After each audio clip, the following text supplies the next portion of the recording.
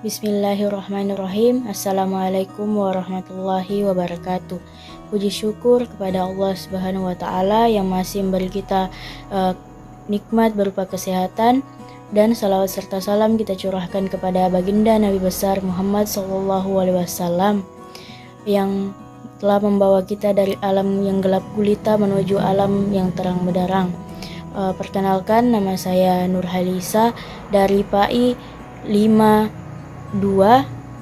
dengan NIM 2020203886208049. Nah, pada kesempatan kali ini saya akan membawakan presentasi yang berjudul Internet, Website, dan Sosial Media sebagai Sumber Belajar.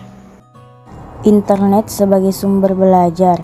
Di dalam dunia pendidikan, internet mempunyai arti yang sangat luas, yaitu dapat mengubah cara pendidikan tradisional menuju arah yang lebih modern. Dan internet yang sudah diajarkan oleh guru kepada peserta didik dengan baik juga merupakan sebagian dari cara membantu mengurangi anak yang buta akan internet. Nah, menurut Harjito, peran internet bagi pelajar untuk mengembangkan daya atau kemampuan berpikir kritisnya yaitu sebagai berikut. 1. Akses ke sumber informasi. Sebelum adanya internet, masalah utama yang dihadapi oleh dunia pendidikan khususnya pada peserta didik adalah akses ke sumber informasi. Perpustakaan konvensional merupakan sumber informasi yang tidak murah. Buku-buku harus dibeli dengan harga mahal. Pengelolaan yang baik terhadap buku juga tidak mudah. Kedua, akses ke pakar internet boleh dikatakan telah menghilang batas antara ruang dan waktu, sehingga memungkinkan seorang peserta didik di suatu tempat dapat berkomunikasi dengan seorang pakar atau ahli yang mungkin bisa membantu dalam pengembangan daya atau kemampuan berpikir kritis. 3. Media kerjasama kolaborasi atau kerjasama antara pihak-pihak yang terlibat dalam bidang pendidikan dapat terjalin dengan mudah dan lebih efisien, seperti yang dapat dilakukan oleh mahasiswa di satu tempat dengan mahasiswa lain di tempat yang lain, dengan cara berdiskusi atau saling bertanya dan bertukar informasi mengenai suatu hal. Menurut Darmawan, internet adalah sebuah media belajar yang dapat dimanfaatkan sebagai sumber belajar dalam aktivitas belajar, sehingga siswa dapat memperoleh informasi atau bahan belajar dengan cepat. Internet dengan berbagai fasilitas-fasilitas yang dimiliki dapat menjadi komponen penting dalam kegiatan belajar, khususnya sebagai sumber belajar. Pada dunia pendidikan, internet akan sangat baik bila digunakan sebagai salah satu sumber belajar. Seperti yang dikatakan oleh Arif Sudirman yang dikutip oleh Ahmad Rohani dan Abu Rahmadi, bahwa segala sesuatu di luar peserta didik yang memungkinkan terjadinya proses belajar disebut sumber belajar, yaitu teknologi internet yang berfungsi untuk memberikan kemudahan dan keleluasan dalam menggali ilmu pengetahuan. Dengan menggunakan internet, peserta didik semakin banyak mendapatkan informasi dan mendapatkan pengetahuan, maka prestasi akan semakin meningkat. Menurut Adri, pemanfaatan jaringan internet sebagai sumber dan sarana pembelajaran dapat diimplementasikan sebagai berikut. Yang pertama, browsing merupakan istilah umum yang digunakan bila hendak menjelajahi dunia maya atau web. Yang kedua, resourcing adalah menjadikan internet sebagai sumber pengajaran. Yang ketiga, searching merupakan proses pencarian sumber pembelajaran guna melengkapi materi yang akan disampaikan kepada peserta didik. Yang keempat, consulting dan communicating. Nah, website sebagai sumber belajar. Website menjadi sarana promosi dan sumber bahan ajar yang dapat digunakan oleh berbagai kalangan, sehingga hampir setiap lembaga dan sekolah memiliki website. Melalui website, setiap orang dapat mengetahui informasi atau perkembangan di suatu tempat. Salah satu platform website yang familiar bagi pengguna internet adalah WordPress. Nah, Pemanfaatan website atau blog sebagai sumber belajar. Website atau blog dapat dimanfaatkan sebagai alternatif dalam pembelajaran bahasa Indonesia. Meskipun dapat dijadikan sebagai sumber belajar, dalam memanfaatkan website atau blog, guru masih menemukan kendala. Kendala ini dikarenakan sebagian guru merasa kesulitan untuk mengoperasikan dan memilih website atau blog yang sesuai dengan pembelajaran. Pengoptimalan pemanfaatan website atau blog sebagai sumber belajar juga akan memberikan manfaat bagi guru. Guru dapat turut serta aktif dalam kegiatan menulis.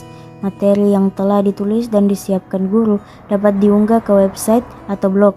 Website atau blog sebagai sumber belajar ini membuat guru semakin kreatif membuat materi yang akan diberikan kepada siswanya. Nah, website atau blog dapat digunakan untuk belajar secara mandiri oleh para peserta didik. Peserta didik dapat mengakses sendiri di luar sekolah atau mendapatkan tugas rumah dari guru untuk membuat materi di website atau blog. Website atau blog juga dapat dimanfaatkan sebagai literasi digital bagi guru dan peserta didik.